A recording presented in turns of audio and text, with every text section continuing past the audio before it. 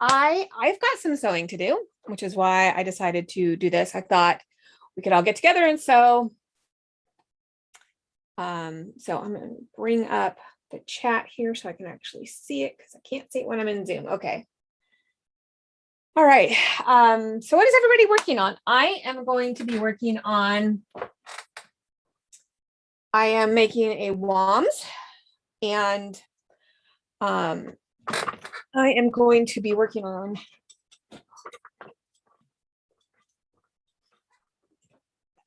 my chair got stuck. I'm going to be working on my WOMS. And, you know, it's time to put in, here's my dilemma. And I'm still trying to decide what to do. I wasn't happy. It's a little bit shorter than I wanted it to be. I was trying to make it longer than I usually do, and I didn't go long enough because oh, hey, Tawny. Oh my goodness. Hi, Tawny. Hi, Johanna. Good to see you, or see your I guess your icon. I don't know. Anyways, so here's my dilemma. It's not as long as I wanted it to be. I'm going to let it down a little at the shoulders because I have a little bit in there. So I'm thinking I've got like, it's like a little over a half an inch, I'd say. It's about it's a half an inch in my seam allowance. And so I'm wondering if I should just let that down and then face that edge. But I can't really do it. I can't start sewing my eyelets until I decide what I want to do. The back is fine. It's really just the front. So maybe I'll just, you know what I'm gonna do? I'm just gonna start doing my eyelets in the back.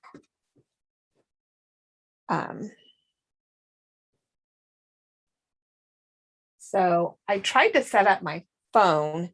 The only thing I was having trouble with is that I couldn't figure out how to turn off my phone with, so that you guys could see me. I'm going to try to do this again so that you can see my hands. The problem I was having is I don't know how to turn off the sound on my phone for Zoom.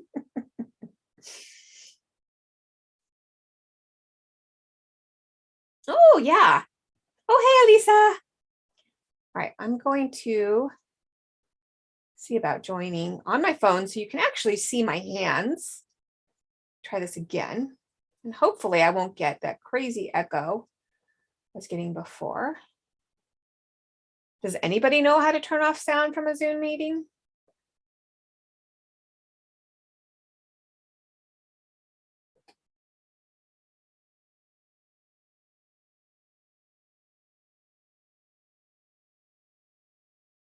I guess if I just don't join audio. Oh, I'll just do that. Dial. Nope. It won't let me. Oh, got it on mute.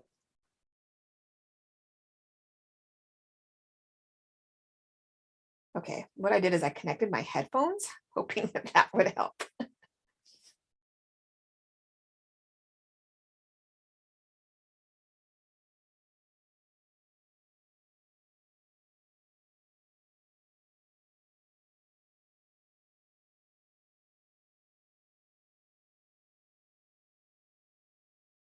All right.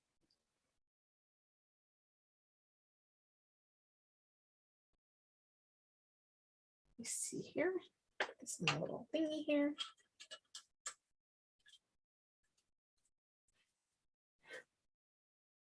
Get this to work.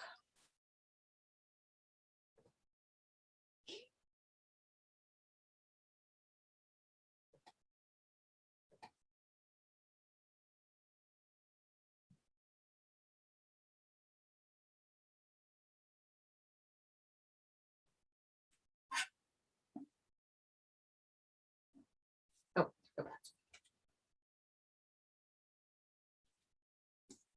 Okay. Ooh, get that over. Okay. I think I may have finally got it. The only problem is I hear an echo in my headset down here. So that's going to drive me nuts, but oh well. I'll live with it.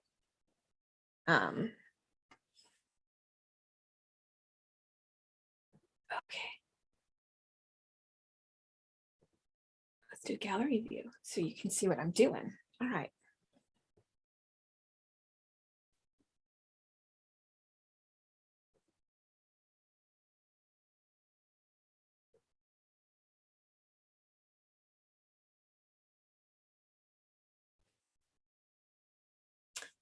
Hello, Whitney.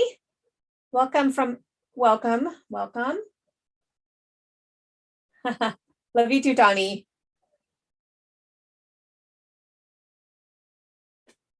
Okay, cool. I think you can see me now.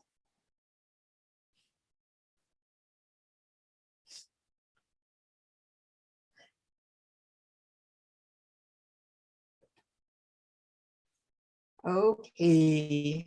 It's weird because there's a lag. So anyways, I'm going to start in the back.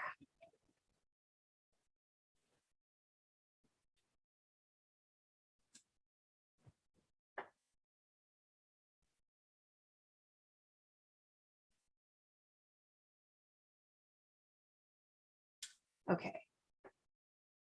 Go ahead and mark my center back. The other thing I was thinking about is whether or not has anybody tried spiral lacing for menswear? I saw, that red and yellow German outfit that they did at the School for Historical Dress, Jenny Termani did.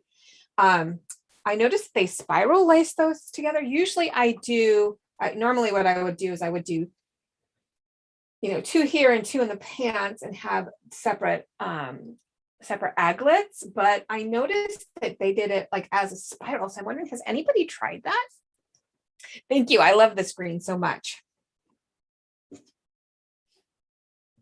I ended up it was really bright when I got it, like a brighter than I thought that worked for historical Germany. So I overdyed it.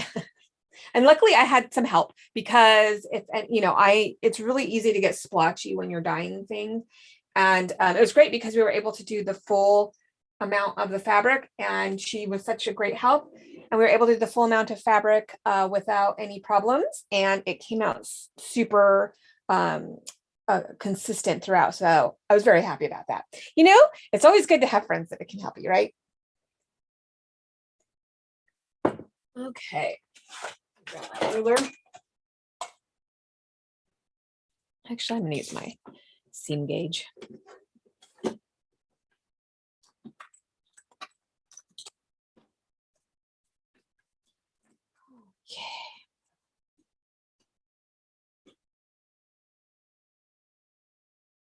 I said I was going to get my seam gauge out. Didn't do that.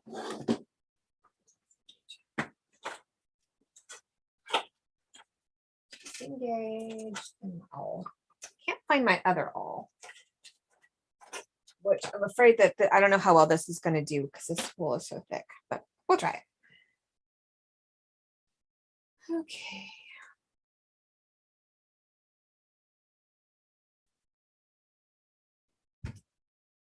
I'm just going to go with what I know. So if that's my center, I'm going to go over here.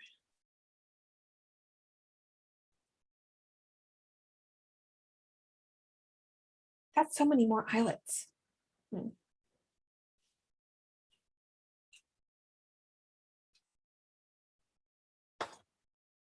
So Johanna, you said you were working on Hardanger, huh?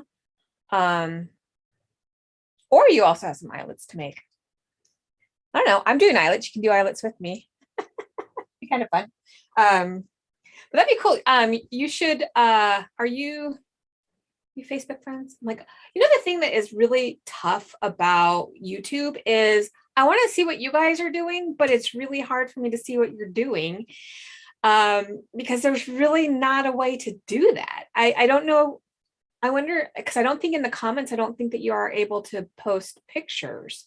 It's so one way and it just feels weird, Just want to connect with you guys in real life.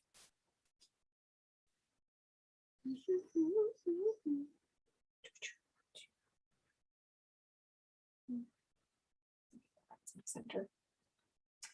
All right. So You know, I'm just going to go with my tried and true. Yeah. Okay, so this is my all. This is why I'm going to use this. And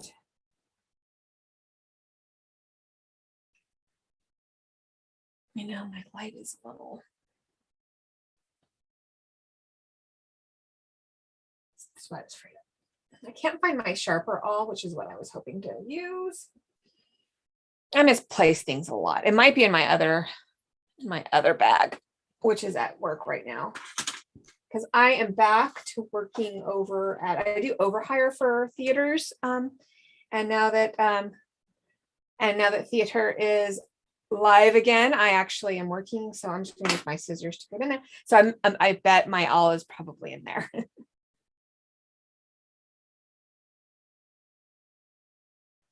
Well, you don't have to do it now. You could do it later. But I just think it'd be cool to see what other people are doing. It just feels so one-sided, you know? I wish I had better matching thread, but this is gonna have to do. One of the things when I'm doing eyelets, you know, is I like to be quick and dirty about them. I'll be honest, because you have to do so many that it just takes forever. So I like to be quick and dirty about mine. I'm going to use, should I use the full? I can use this green, but it actually is. And this green pretty. I love this green thread. Not quite the same color where I would use this. But I'm just going to use this embroidery thread because it's closer. It's the closest thing I've got besides just regular sewing thread. And I don't want to use regular sewing thread because it'll end up, it can cut through the fabric because it's so sharp. And this fabric is wool. It's a wool melt. Well, it's actually wool broadcloth, which is a lightweight melt-in. Really, it's so nice. It's actually kind of soft. I really like it.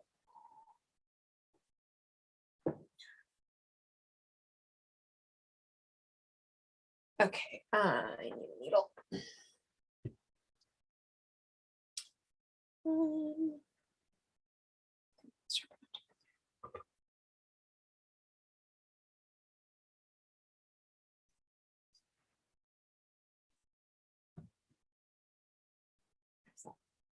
Okay, that's good.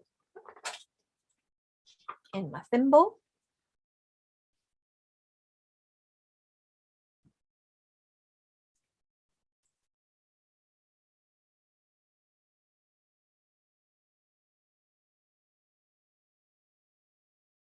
And I like to start mine off.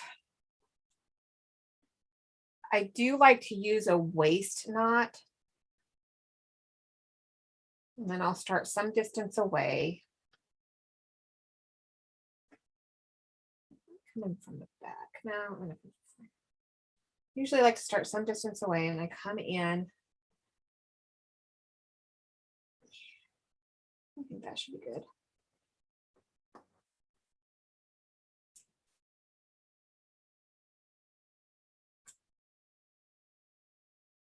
It is Buckins.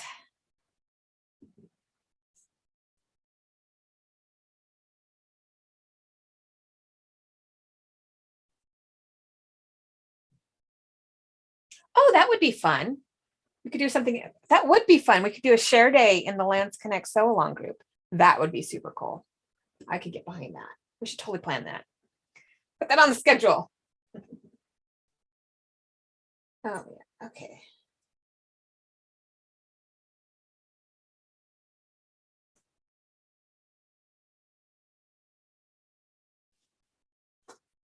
He likes to close up super fast. And from the back. You know, one thing about that I have learned from doing videos and stuff is that okay. It is pulling this right now, but eventually I'm going to cut that knot out. So I'm not too worried about it. it's so weird. It has made it makes my hand sewing really difficult because I have to be in weird positions. So, and then I have to like look and see and make sure that it's in frame. So it slows me way down.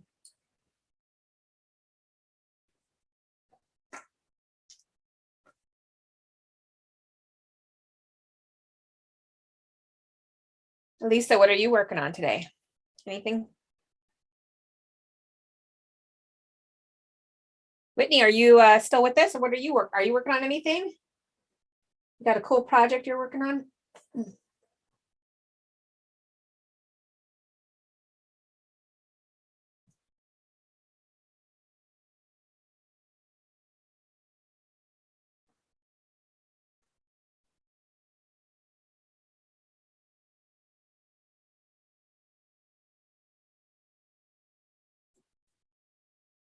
Can you guys see okay? You know what? Let me turn on this light. Maybe that'll help. It's kind of dark.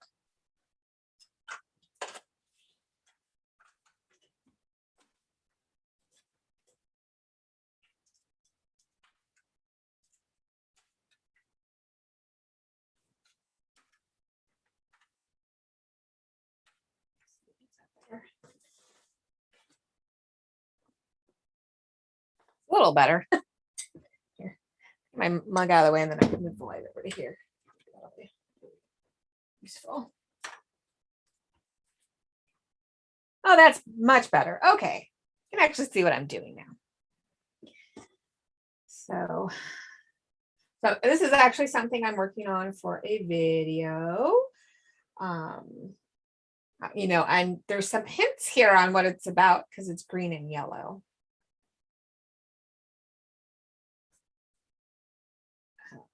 But it's probably, I'm almost done with it, obviously.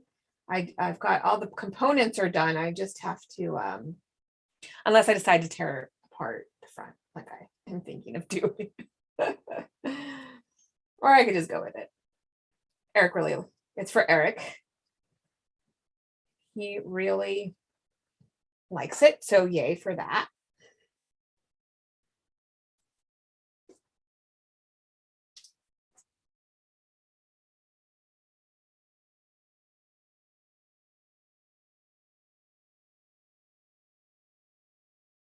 Okay, she's working on, Lisa's working on her pentathlon dress.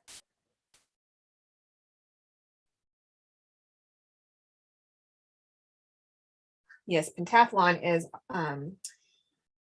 so Lisa and I both play, we are in the same area, and we both play in what's called the Society for Creative Anachronism, in case you haven't heard of it, for those who don't know. And what we do is we are a historical recreation group, and it's interesting. I find it interesting in that it really is, it's so many time periods, so it's kind of odd for that, but at the same time it's also really cool because, you know, I don't always want to do the same thing, so it's cool. I mean, yeah, German Renaissance is my main thing, but sometimes I want to do something different, so it's kind of nice that I have that option.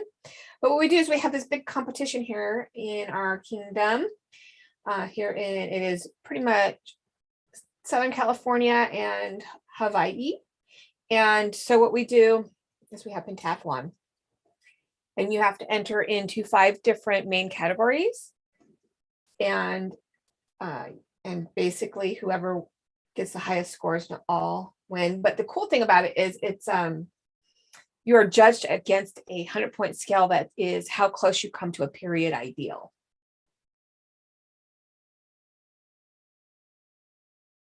Which, you know, you know, it goes to show, I really think it's important to know, like, whenever you enter a competition, you got to know what you're actually, oh my gosh, I need my pliers.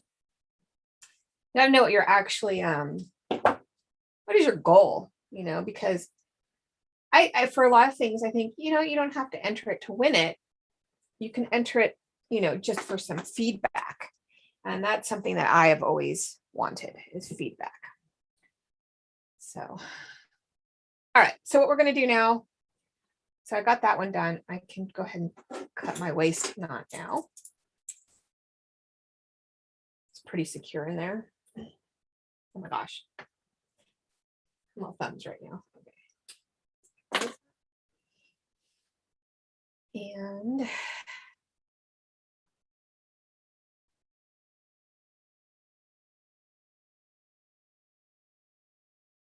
so pentathlon is supposed to be, all of the entries are anonymous. Although a lot of times you kind of can guess who's doing what. If you're really involved in the community, you just know, you know.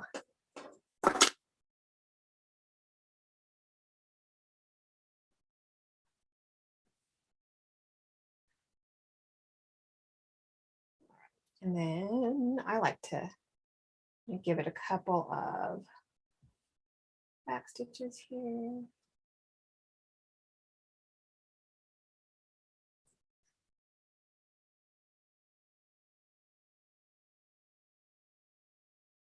Pick too big of a eye on my needle for this wool.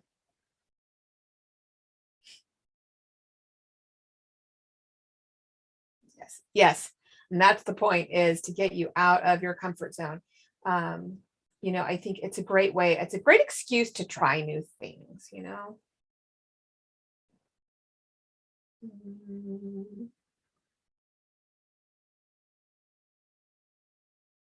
That looks good.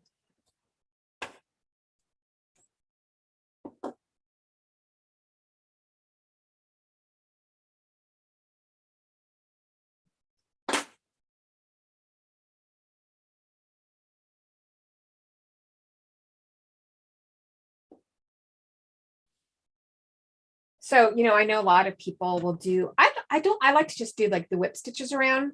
This is functional. And I feel like, especially when I'm doing like Lawns Connect, which they're mercenary, so they're lower class, you know, I don't know that they're going to have super crazy, beautiful eyelets.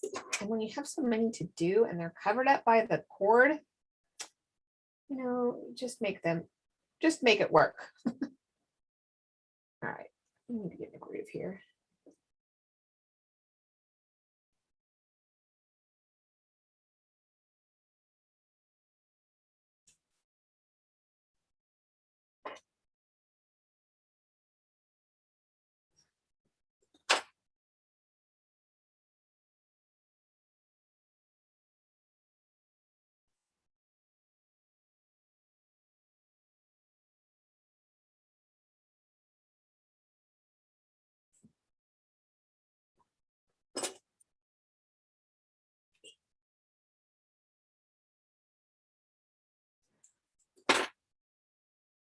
Should have gone up further.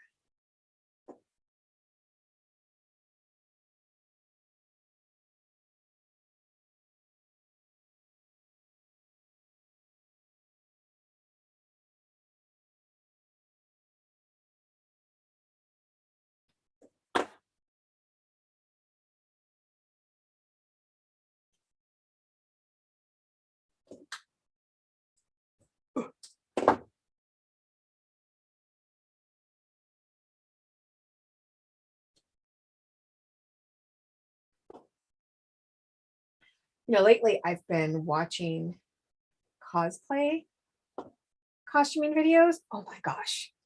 Cosplayers are so freaking amazing. They're so talented with how they're able to, like, I'm just honestly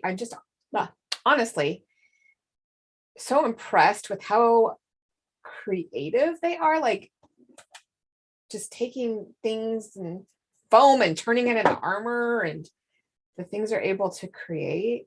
It's pretty amazing.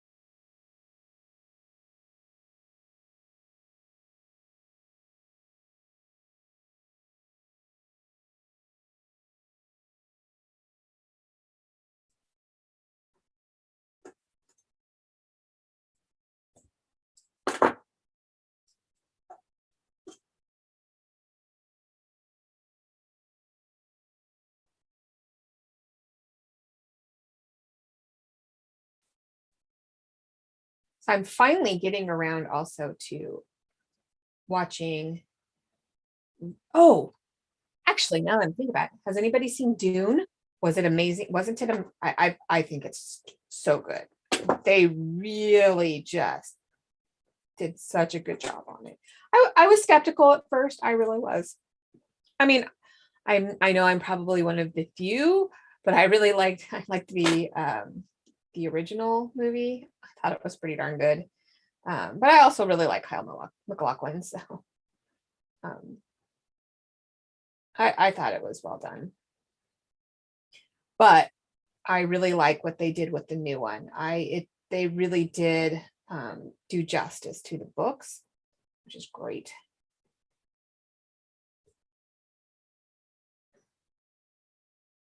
Oh, at least I'm actually working on the WOMs. And so I'm putting in my eyelets for the points. This is the back of the WOMs.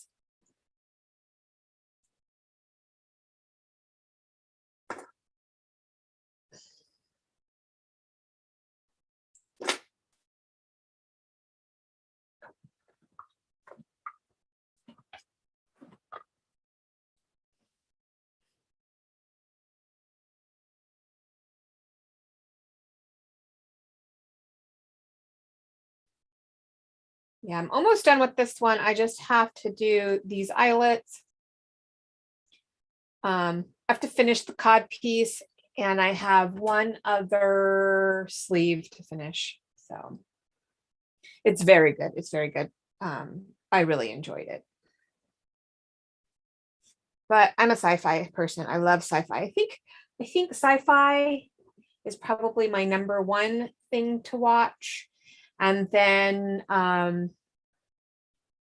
also really like to watch adventure movies. So Dune is kind of great because it's both. Also, like I love Star Trek. In particular, I really like The Next Generation.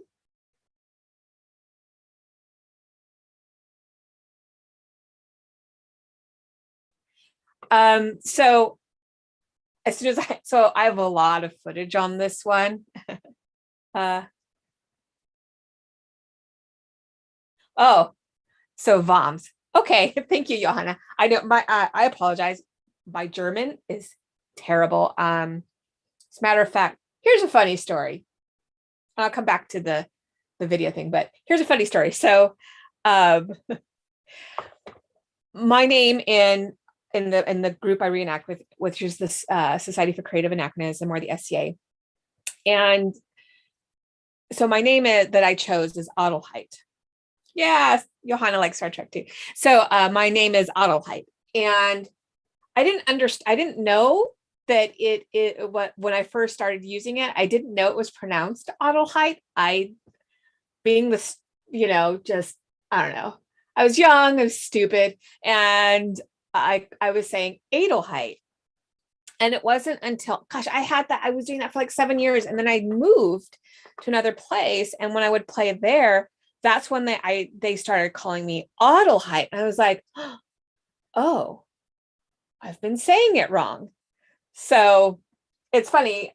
And so I am terrible. And it's really weird because I've tried to learn German, and I don't have a head for languages.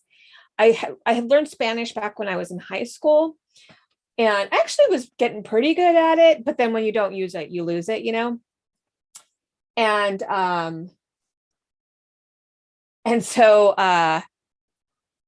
every time I try to learn German, what I do is I look at it and I think of it in Spanish, which is stupid. I'm not a Spanish speaker. I don't know why I do this, but I look at it like it's Spanish, and so it's like I have to go through double. It's weird, and I try to pronounce it like it's Spanish. Yeah. So, or English. I mean, anyways, but yeah, I am terrible at languages, and I am working on my German pronunciation. So thank you, Johanna.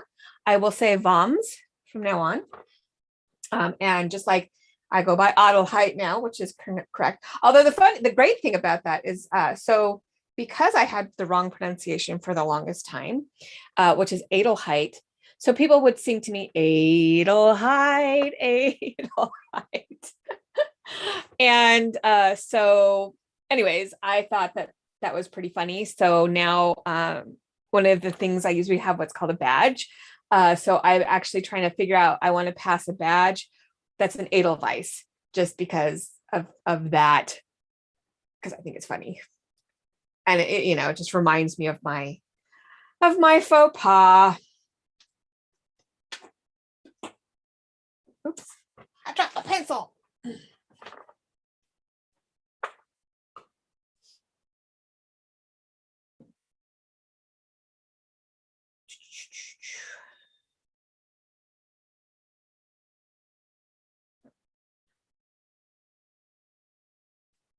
Oh, okay. Is that Amaris? Oh, thank you. Well, thank you.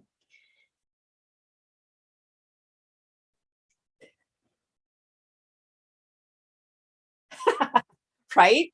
And I've never taken a German class. I've taken like I have some like I did some German tapes. And yeah, I did a terrible job at it. I can say tschüss, and I can say ich verstehe Sie nicht, I think is the correct one. I'm sure Johanna is like,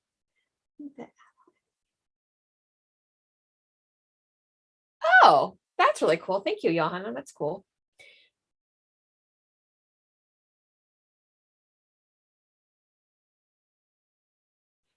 Is it Amaris? Is that how you say that? We're talking about pronunciation. So, you know, my real name is Lalena, and having that as a name all my life, it has been pretty. What I get more often than not is Leilani. And the way it's spelled, I don't understand that, but it's actually named after a song from the 60s by Donovan. So it's about a sex worker. So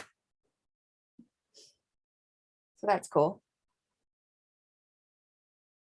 It's kind of a sad song. Oh, right. I was supposed to go back to so I told Elisa, I don't know when it's going to be out. Amaris. Thank you, Amaris. So I don't know when the video for this will be out, because I have to finish it and I have to edit it, and there's a lot of footage. And my videos do take a bit of time to edit, because I don't know, I have fun with it, but I like to do fun things and I like to learn things when I'm doing my videos. So it does take me a little bit of time. So I'm going to say probably at least 2 weeks, especially since I'm working 2 jobs right now. So this is my 3rd job, really. I don't know if I can technically call it a job since I haven't made any money at it yet, but I will. It'll happen someday, I'm sure. I think at this point I'm about, you know, they want you to have 1,000 subscribers, which I've got, and 4,000 watch hours. And I think I'm like I think I need like 700 more. So I'm getting close, I don't know. I got to figure out, now that I am, because it's been a little over a year since I started doing YouTube, which started out with patterns, because I was making pattern instructions for Art and Ball and Plume patterns, and I fell in love with it. I thought, this is really cool. I want to do more. So I've just spent like the last year really pretty much just learning it and figuring out how to do it. So I think I want to start working on growth. And so that means I've got to figure out some subject matter that's going to have a wider appeal. At least that's what it sounds like from all the YouTube gurus. I know everything I've been doing is very, very niche-y, niche-y, whatever. It's one of those words that everybody has a different pronunciation for. Nobody really knows what it is. I believe it is niche, but people want to say niche because the riches are in the niches, which is like, okay. Anyways, So anyways, I'm going to be looking for probably more stuff that's going to be like have a wider appeal to audiences, so I can work on getting some growth. So yeah, I don't know what that is yet. Probably something to do with corsetry, you know, because in the theater world, I do a lot of corsetry. Typically, if there is a corset or some sort of a boned bodice to be made, they end up having me work on it. And also a lot of anything in like the 16th century. So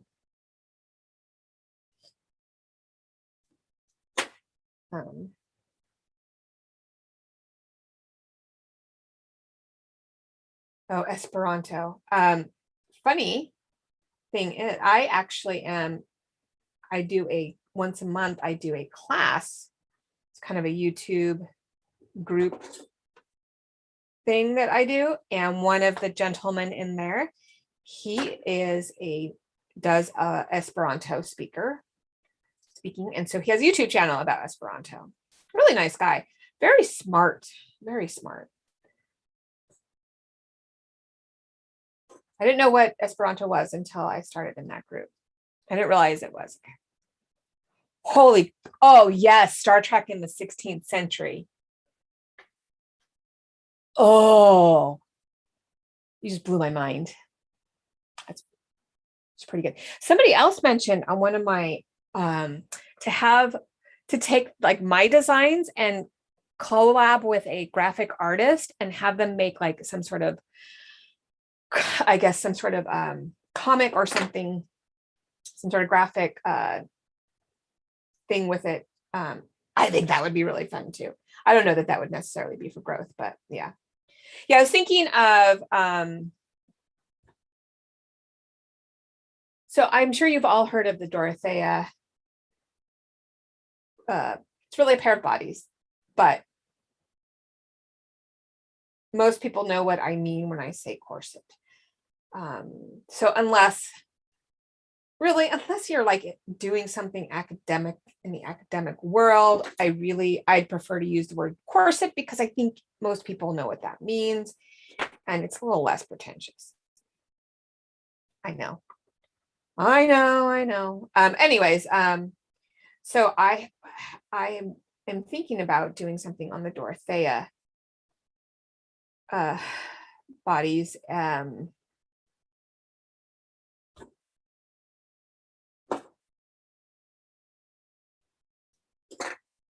when I mean pretentious, I mean when people correct people to call it pair of bodies. Most people that don't do it don't know. That's something you learn over time, I think. So I don't like to correct people on something like that. But yeah, Star Trek would be fun. 16th century Star Trek, you got me thinking there. And the Dorothea. Because I was thinking I could do, actually, it would be kind of fun because we have the Langberg finds, we have the Dorothea, and then we have the effigy.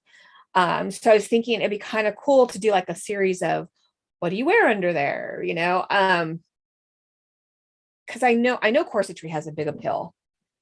I don't know though, because it's been so overdone at this point, it might not still have that appeal. But my big gosh, why can't I stay on one subject? Anyways, I jump around a lot.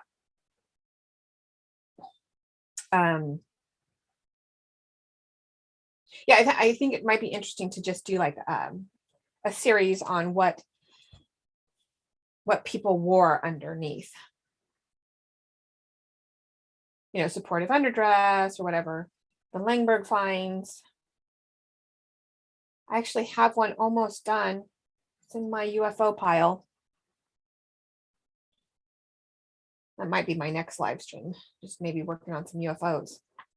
Or mending. I have a ton of mending to do. I also want to do a video about how I clean my historical clothing, especially like stuff like this, like my wool dresses and stuff like that. I don't know if anybody would be interested in that, but I was thinking about maybe some people might. Yeah, I agree, Johanna. There's not a lot of videos out there about the early stuff, which makes me wonder, is it just that people haven't done it, or is it just people aren't interested in that? I'm interested, so I'll probably just do it anyways, just because I think it's interesting. Because ultimately, if I don't find it interesting and I try to do a video on it, it's not going to be a very good video.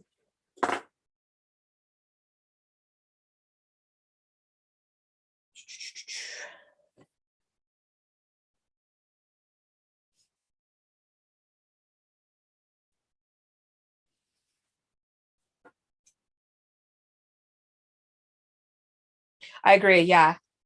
I know 18th century, and what I've noticed, 18th century, Victorian, and Edwardian are like the super popular things in costume.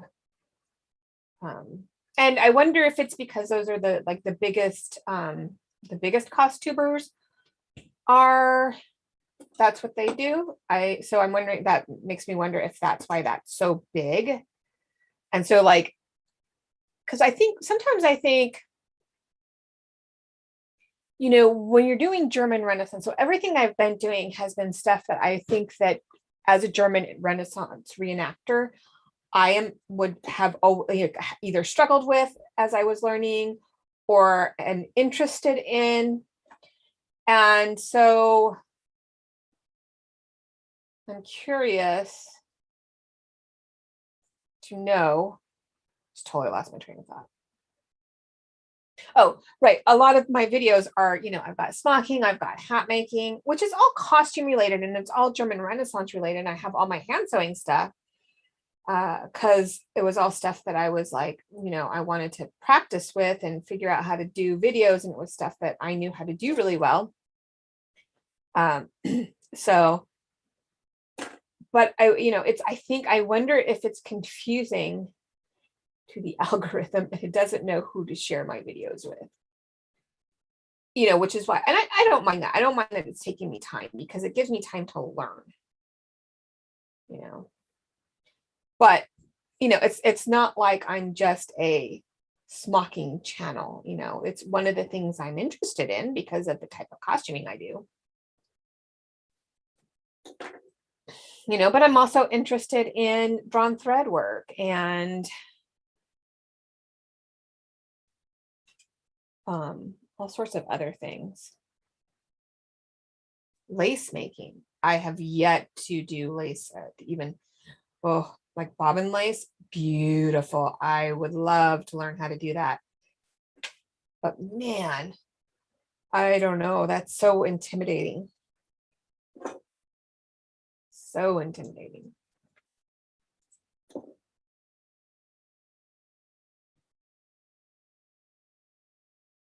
But anyways, I'm just gonna keep doing the stuff that I think that, like as a German Renaissance reenactor, what I'm interested in and what I would like to be interested in,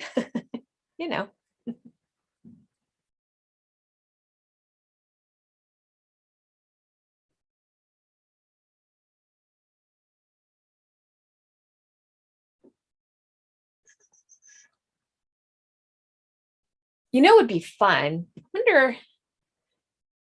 I wonder if I could get somebody to come on and teach me lace and we could learn how to do it together. Kind of cool. The thing is, lace isn't necessarily German Renaissance. I do see some on some of the later aprons. It's very Italian. Lots of lace and Italian stuff. I also want to do a Venetian dress at some point. It's because I have fabric for it and I've always wanted to.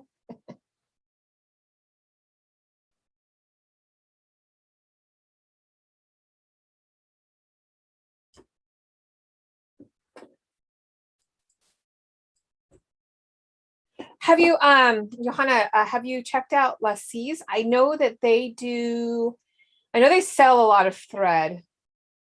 As a matter of fact, Balkans, which is the thread that I prefer and is the thread that we sell in our Etsy shop, is a linen thread that is made for lace making, which I think that's why it's so nice. But it's so hard to get here in the States. So Mullen worked that out. She got us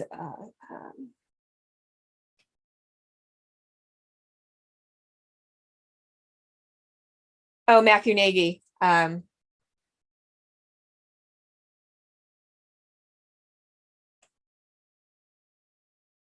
Yes, I would imagine so. I would love to do reticella. Gorgeous stuff. As a matter of fact, like there are some German, later period German, or not later period, but later in the 16th century, some aprons that have what look like reticella on it. Oh, beautiful.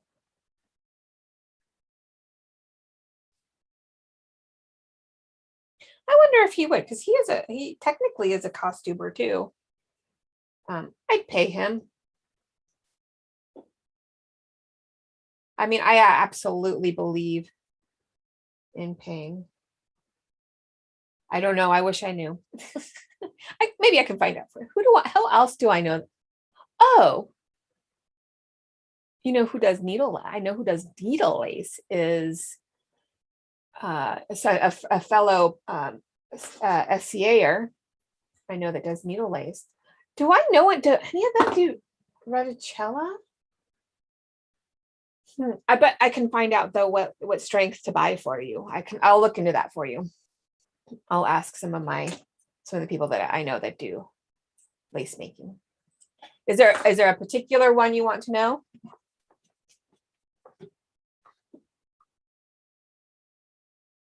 See, I want to show you. See, they're not perfect, but you know what? They're functional. And it's hard to be perfect.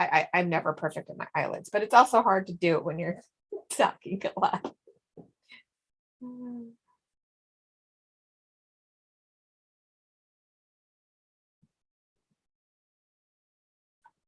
Yes, Johanna, that is my problem too, especially after the pandemic.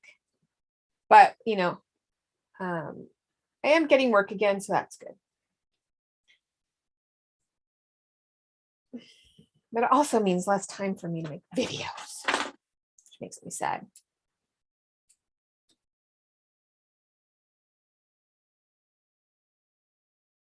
Like I had planned to actually release a video today, but I didn't get around to doing it. It wasn't,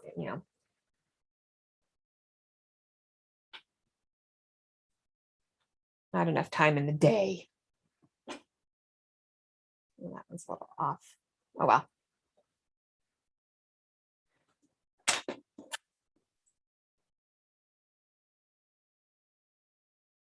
This part's going to be hard. Actually, what I'm do is I'm going to cut some of this.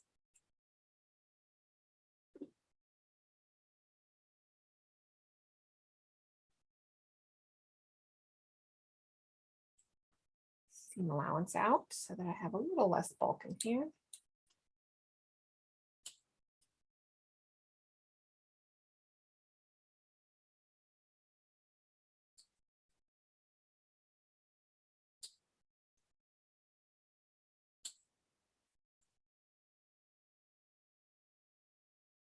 The other thing is I am taking on a commission for a leather jerkin, a pink leather jerkin.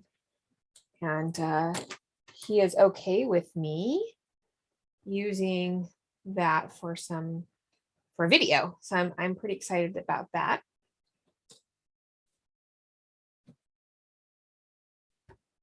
Okay, I'll talk to my friend and see what she knows.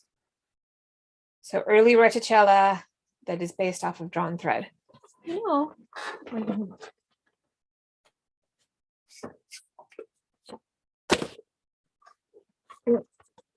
This is the one book I've got on Reticella. I don't think there's any in this one. Where's there? I don't know if there's any lace making on this. I mean,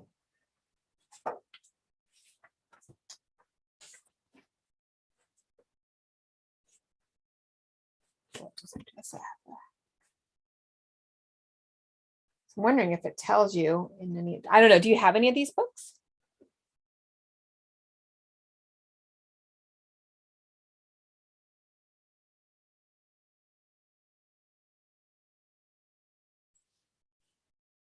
Let's see. Beauty of Lace, the naming, the pedigree. Well, let's see. This one specifically got some Reticella in it. So let's see. Isn't that pretty? Is this the style? I don't know.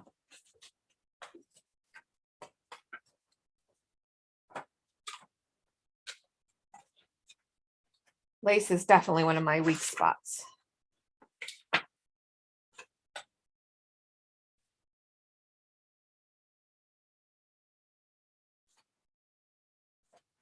The Irish.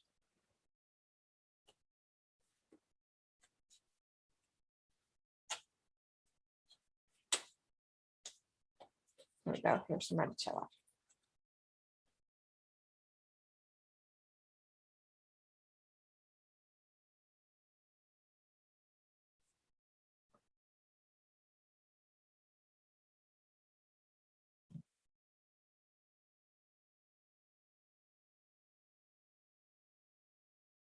Oh, the thread uses a flax one and of good quality, which does not roughen easily.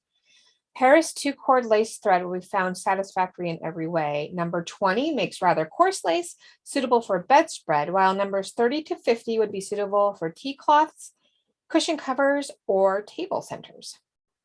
Finer numbers still are used for lace to trim underlinen. Some fine sewing cotton. Number 100 should be used for couching down the outline.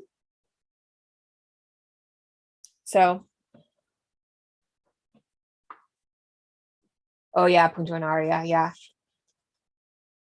Let's see. Yeah, I think all of this is Punto and Aria. This has some sort of backing on it.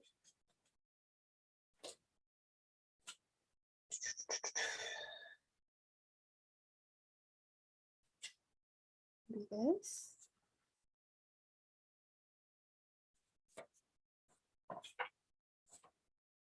Yeah, I've actually been wanting to try Punto and Aria as well. But there's only one book available out there, and it's in Italian, and it costs a fortune to get it shipped here. Let's see if this has any.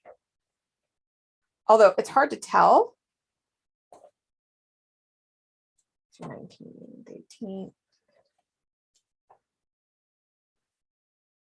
Ooh, Italian macrame. I didn't know there was such a thing.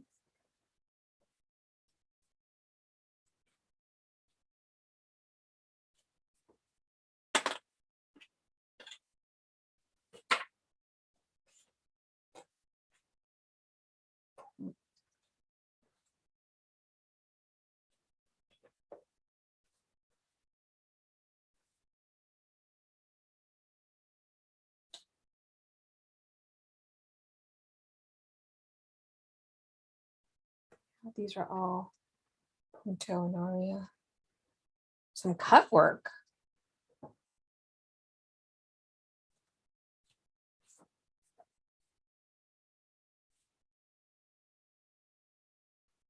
Embroidered linen, cut and embroidered linen. The point.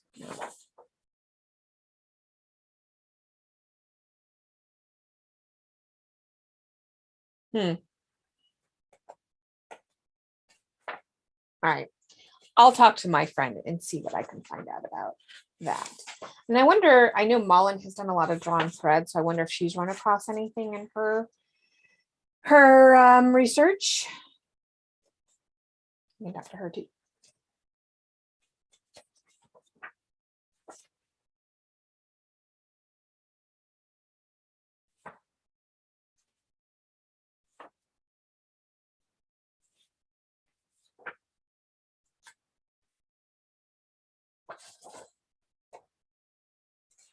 There's so many types of laces.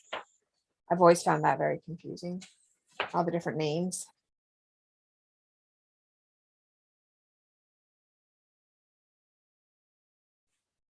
But I love bobbin lace. It's so pretty. Look at all of this.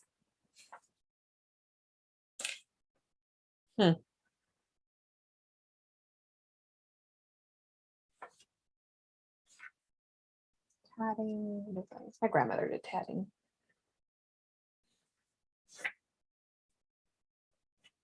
All right. Well, I'll ask around and see what I can find out. That was a fun little tangent. Back to work. I think I can stay on for a little bit longer. But I have a hot date with Eric.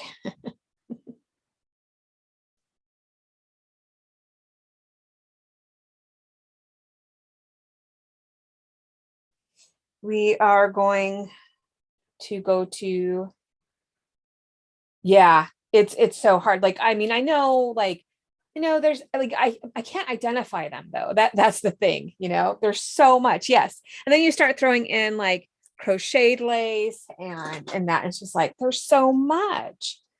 And I know people because, working in costuming, I know people that know that stuff. I'm like, oh, we need torchon lace. I'm like, what is that? I don't even know what that is. I do, but I know a few things. But laces these days, there's a lot. They're mostly made out of polyester, it seems like. And they're kind of meh. Which is why so many of us have gotten into making our own lace. Not me. I don't know why I said we, but people like me, I guess, is what I meant.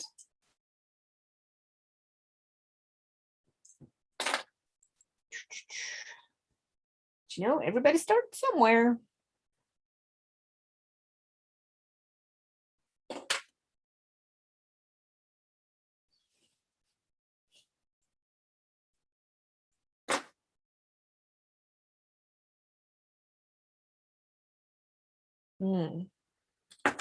So when I do the 16th century Star Trek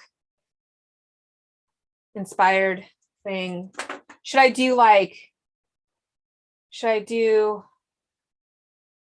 I'll probably just do one of the uniforms, something based off one of the uniforms. I think that makes the most sense.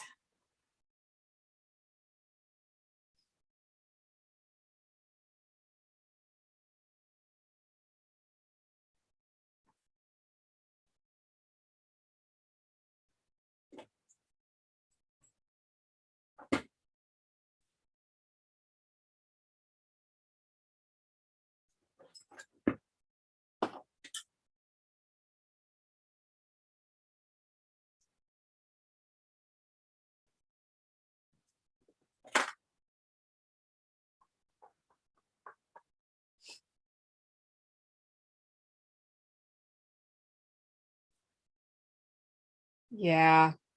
Oh, which reminds me,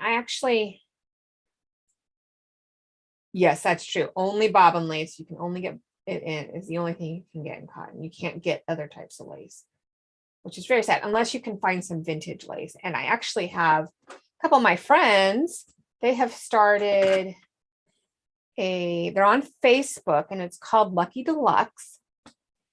And they are doing, basically they get fabric donations and they sell them super cheap, but they also have a lot of different laces. So look them up on Facebook. They're on Facebook and Instagram. But I think they do their sales all from, and they're just about to put up a website. But I know they've done they did a trunk show and they had a ton of lace. So something to look into. If you want to look for like some vintage lace, you may want to try that, Elisa, and see if there's anybody there.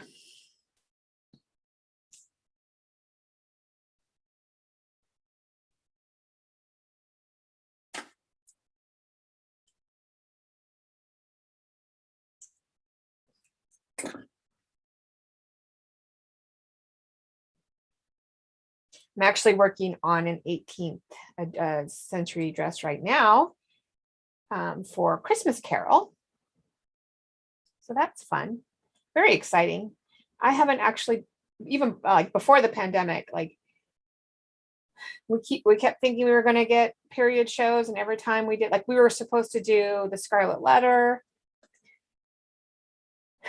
Ow. But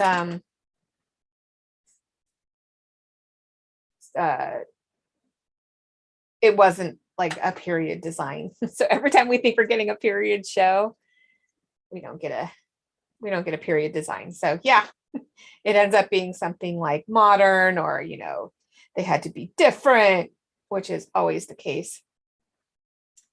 So I'm very excited that I get to do some actual historical inspired clothing. Very fun. And the cool thing is this theater that I'm overhiring at for A Christmas Carol is, because they know my historical background, I get a lot of leeway on being able to do things as much as possible, because it is theater. So, we have to be a little bit faster. But I get to do all sorts of like historical things there. I got to do,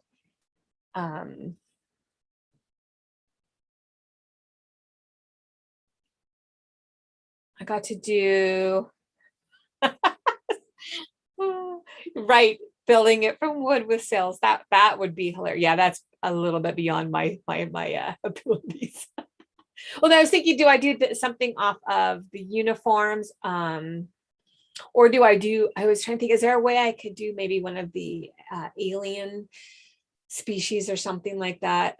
Because I know I've seen a lot of people doing that, like for Star Wars. So I was just wondering, I'm like, I wonder if I could do something like that.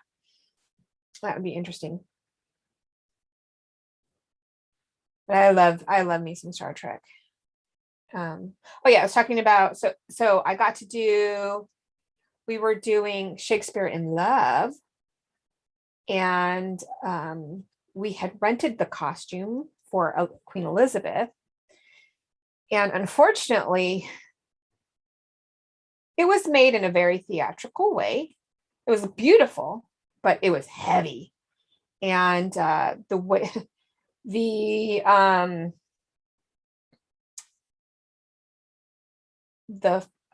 it was a wheel farthingale, or supposed to be a wheel farthingale, but because that was the time period that they made the dress in. But unfortunately, it was I don't know, it was just not good. Obviously, they had some trouble, and I mean, it used pool noodles, for heaven's sake. There was pool noodles in there. So what the dress itself was not meant to be worn over a corset. It was self-boned. And so we didn't have her in a corset, but unfortunately, she had a hip replacement. So the way that the dress was sitting was hurting her. So I talked to the shop manager. I'm like, well, why don't we put her in a corset, and then we can put her in an actual farthing, or a wheel farthingale, drum farthingale, and we can point it to the corset so that it doesn't slide down. So I ended up being able to, I was allowed to make, it wasn't the proper shape because I had to shape it to fit the dress that was already there, but I got to use reed. So I got to bend the reed, and it was fantastic. I did it in it was so neat. And to be able to do it as part of my job was super exciting. So I get a lot of leeway when it comes to that. So I'm doing some really cool stuff for this. I'm excited. I'm very excited to do this 18th century dress. Very fun. This uniform's good. Yeah, that was what I was thinking. There just really isn't. I mean, it's all, and it all depends on the series too, but yeah, it isn't really distinct,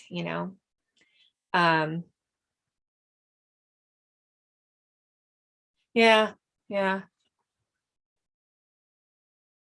definitely more iconic. I agree. I agree.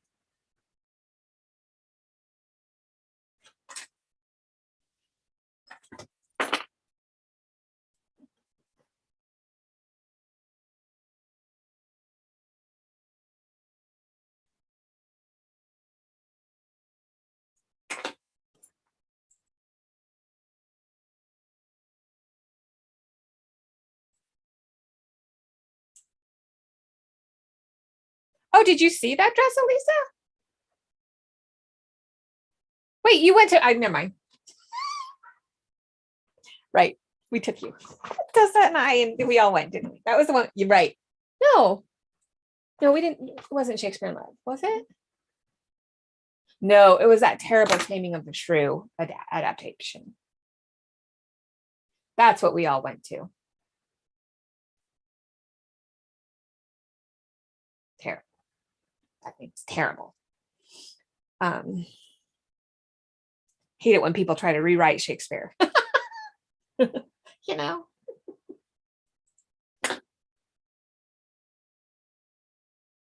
You got to rewrite Shakespeare. Like literally somebody rewrote Shakespeare for the show. For it was Taming of the Shrew. Oh, it was terrible.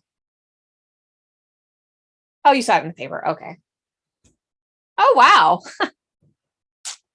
I didn't realize it was in the paper. Yeah. It was fun to do. You should totally do it. You got to have the right garments to wear with it though. And they are big. I kind of want to do one for myself, but I would never wear it. So it would totally go to waste, you know?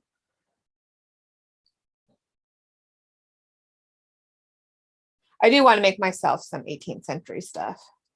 Also, I really, ever since I wasn't able to, because we were, like I said, we were working on the Scarlet Letter.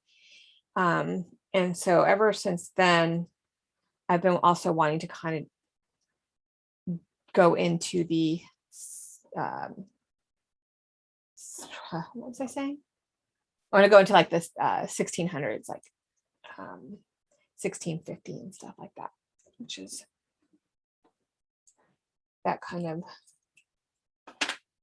what was that? Restoration? Is that restoration?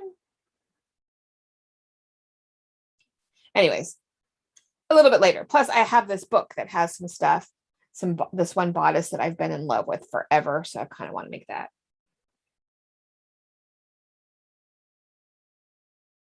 And then, you know, I figured we could just do private events where we all just get dressed up in certain time periods and have a picnic, you know, or a backyard barbecue.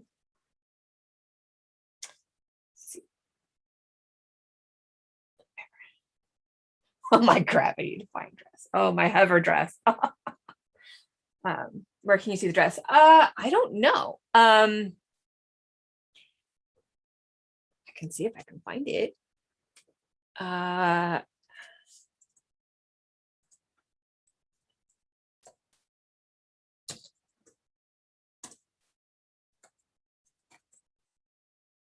And the actress did a fantastic job. Oh, is this it? This is it. Here is a link.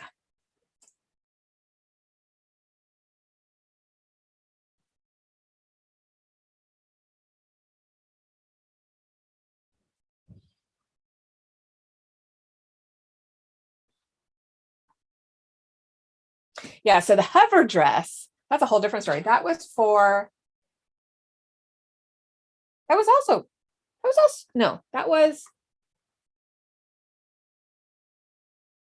my gosh, what show was that for? That was for the Taming of the Shrew one.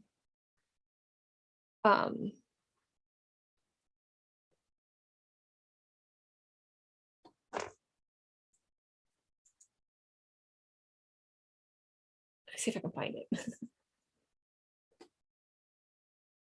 So what the designer wanted is he wanted basically a strapless Elizabethan dress with a high waist. So he wanted a conical shape. He wanted a conical shape, but he wanted it to have a high waist and no straps. So I was like, how is that going to stay up? It took some engineering, but we eventually got there. Here we go. It's this dress here. This is this it? Yeah.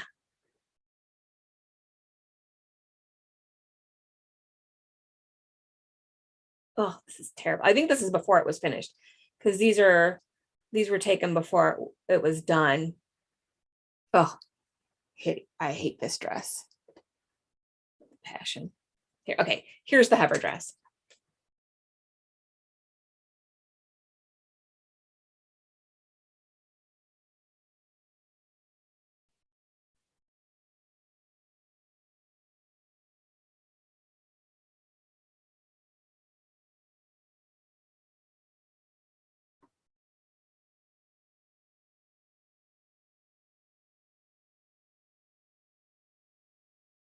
So that hover dress was not fun. What I ended up doing was I had to put her into a Victorian corset.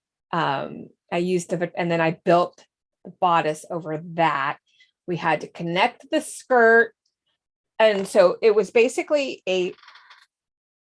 how did I do it again? Okay. I put her in a Victorian corset, and then I did a fully boned bodice to get that conical shape, which was difficult over a Victorian corset. And then, but what that did is it kept it from sliding down, because everything else it kept just sliding down.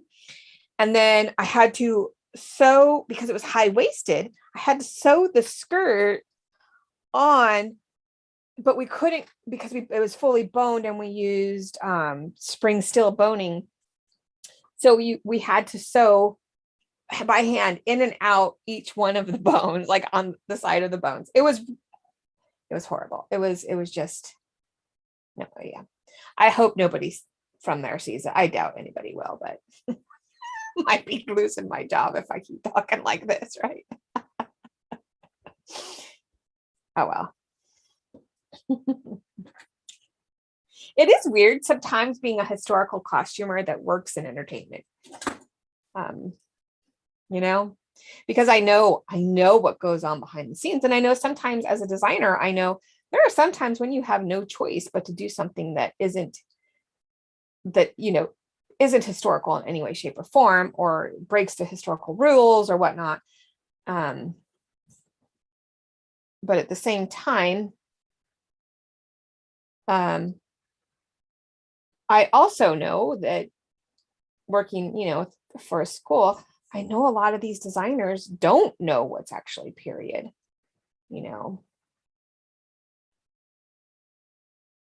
So I'm never sure what it is, because sometimes it's the director being like, no, I don't like this. It doesn't give the feel that I want. And you're like, but, it's like I did Brigadoon.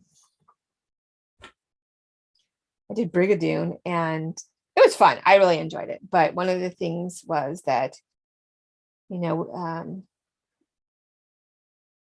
we decided to use, the director wanted to use, oh my gosh, I am sewing terribly right now. This is the worst one. I'm paying attention to what I'm doing. Oh, we lost. Oh, that's because my phone died. Uh-oh, my phone died. I forgot to put it back in, and I unplugged it to plug it back in.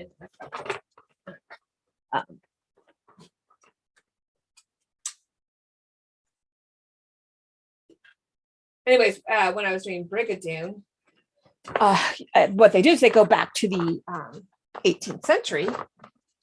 They travel back in time to the 18th century, and but we were using actual tartans, which didn't actually, the whole tartan for each clan didn't exist back then, but it's something that audiences expect. And it's just a small opera in a small town in California, so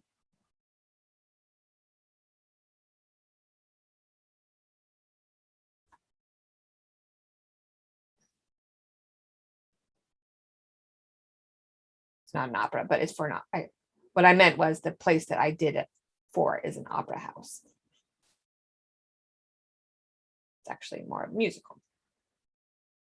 And the next one I'm supposed to do is Three Penny Opera. And that one's in the 30s.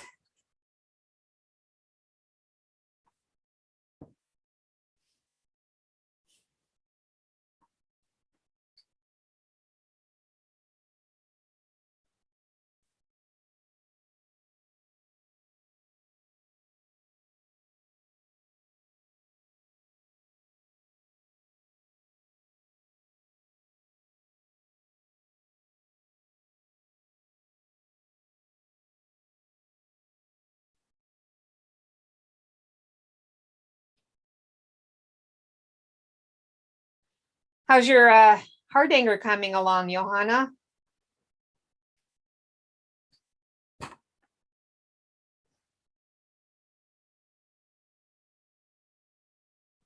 What else I was thinking? Yes, Brecht. Mhm.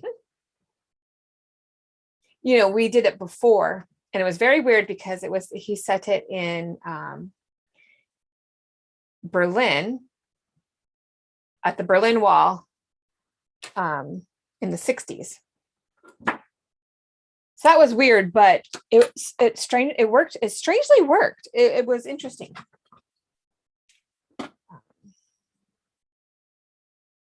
So we've also done the Beggar's Opera, but we did that one. Ended up being what I'm calling neo-Victorian. He said steampunk, but steampunk's expensive and a lot of work. And after we talked about it, it ended up being like what I would say a mishmash of, it's kind of like a smashing together of historical and modern. So a history bounding. It's kind of like history bounding, but you know. So yeah. So yeah. So yeah, this time we're doing it actually in the 30s, and it's like he wants it to be like a black and white film. So that could get interesting.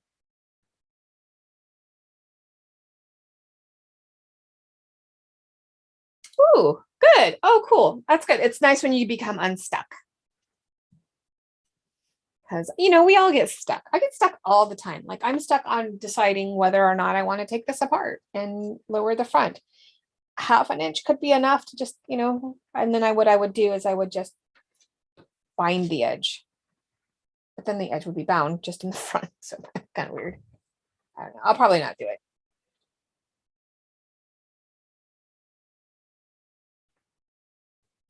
Because I know I can lower the shoulders a bit. And really, I'm just being picky. I know I'm just being picky. It's fine.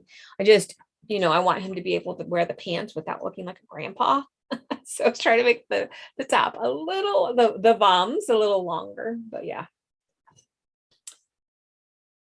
All right, Elisa, how's yours going? Are you getting that flat lining in?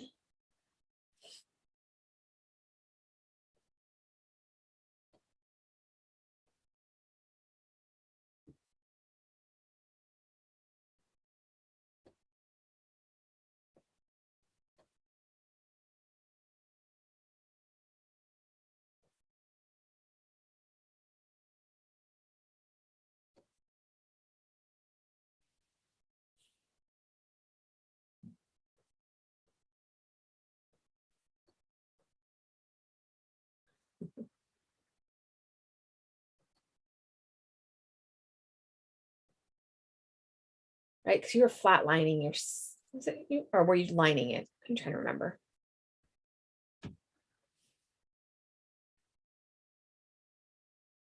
Almost done, yay. Huh. I've never heard of that. The Song of the Class Enemy. It's basically a poetic rundown of Germany history. Huh. Well, that's cool. I'm going to look into that. I'm going to write that down. So I'll never remember. I have a terrible memory.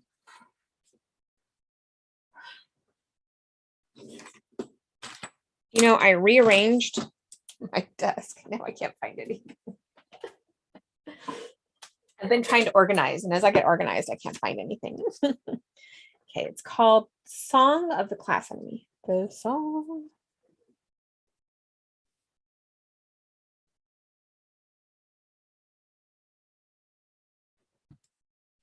Cool. So I do have to wrap this up, but thank you for joining me. This was really fun. I think I'll do it again, and I think I want to do something. Thinking about doing I have either UFOs or mending. I'm not sure. I've got a lot of mending to do. I have an apron that I really want to bring back to life. I love it. It's the first apron I made, but it's got some terrible holes in it. So,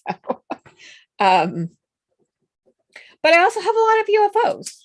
So we could do that. I am planning on doing a smocked apron sew along at some point. So maybe we could do a live stream for that too. So let me know what you guys would prefer. Ah.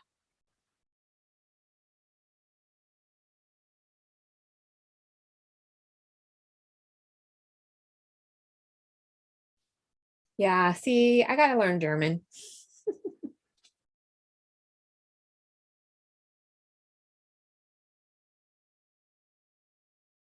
So also thinking about doing an Ask Me Anything, but I don't know that enough people would ask me anything to make it worth it. So, yeah. All the mending. Okay. Yeah, I have so much mending to do, but I want to do because look. I finally got myself a darning egg. Very exciting. I got a darning egg finally. So I actually got this at that trunk sale for my friends that are doing a fabric thrift store, fabric and notion thrift store. Um, so yeah. So I'm going to do some darning and some actual patching on the apron. So yeah. Anyways, thank you all for joining me today. This has been pretty fun. Um, I got most of my eyelets in the back done. There's just so many to do. I still have plenty to do. But I got 6 eyelets done, that's not too bad. But it was really cool because it gave me um a reason to sit here and sew and talk to you guys. So that was really fun. And I really enjoy talking with you and getting to know who's out there. And I can't wait till we have more people joining us. I think that'll be really, really awesome. So, um, so be on the lookout because I think I am going to do an AMA. Just be on the lookout because I would love to get questions. And I'm kind of scared that I won't get any. So, but I guess what I need to do is put it out I can put it on my community tab and we'll put it in the Lawns Connect Sew Along and on our Instagram. I think that would be the way to do that. And then maybe I might have enough to do an actual video. All right, friends, I sure enjoyed this and I look forward to the next one. I'll see you later.